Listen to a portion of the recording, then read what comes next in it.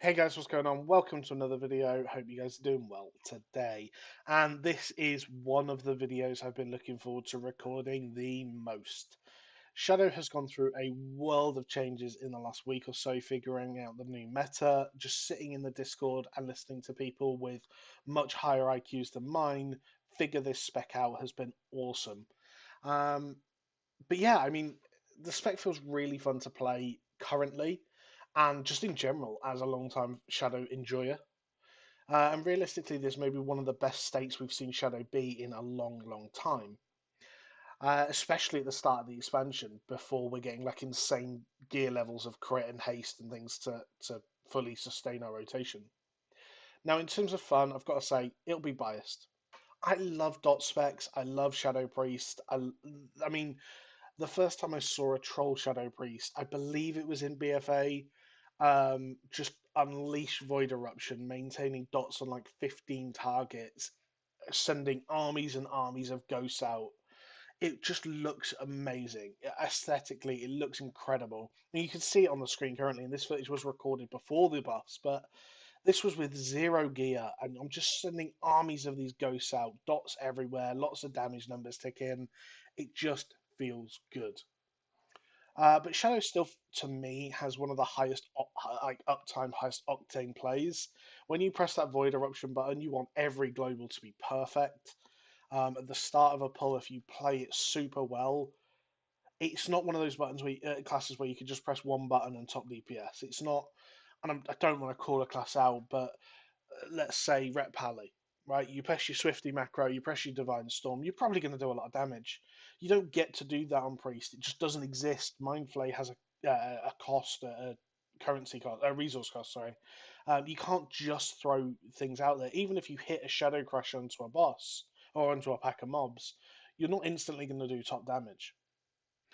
So overall, I mean, yeah, it's just so fun and so high uptime. However, there is one thing I really don't like currently, and that is Mind Spike. I've never particularly liked Mind Spike. It's always felt weird on the Shadow Priest, especially in like its early iterations. However, most builds at the moment are taking Mind Spike and Surge of Darkness, which gives you Mind Spike procs and increases the damage, um, because it's just damage efficient. However, I really don't like this because it feels so clunky, just not channeling as much as possible. So interested to hear on your thoughts of that. If you are playing Shadow, what do you think about that? Do you enjoy Mind Spike and things like that? So in terms of viability, Shadow is good, absolutely good. Shadow in Mythic Raids is currently the sixth best performing DPS and only the second highest range DPS behind actually Devastation of Oakenale. Popularity wise, they are 13th, sitting firmly in the middle of the pack. So even though they are performing incredibly well, their popularity still isn't there, and that's because they're quite a tough spec to play. And they've never been particularly popular anyway. In Heroic Raids, this changes to ninth best performing and 13th in popularity. And in Mythic Plus, the first Shadow Priest shows their face at the 54th highest key clear. So, top 100 keys currently, there is a Shadow Priest. Probably more than one, but I only looked for the first one. Shadow Priest is really actually on the cutting edge, clearing 25, 26 keys currently, while still being very, very underrated in the meta. Shadow's in a fantastic place. And if you've ever wanted to give the class or spec a try, I think now is absolutely the time. Now, in terms of variants, in raids there are two builds that are performing well enough. You could pick almost either. However, there is a meta build. There is a Cthulhu build, which is the traditional Shadow Priest, Mind Flays, dots, just yeah, lots of channeling. The Yogg build uses Mind Spike as a primary spell, and it looks like, unfortunately, on every single target fight, you'd pretty much want to be playing the Mind Spike build if you're being optimal. However, there are people in the top 100 playing both specs.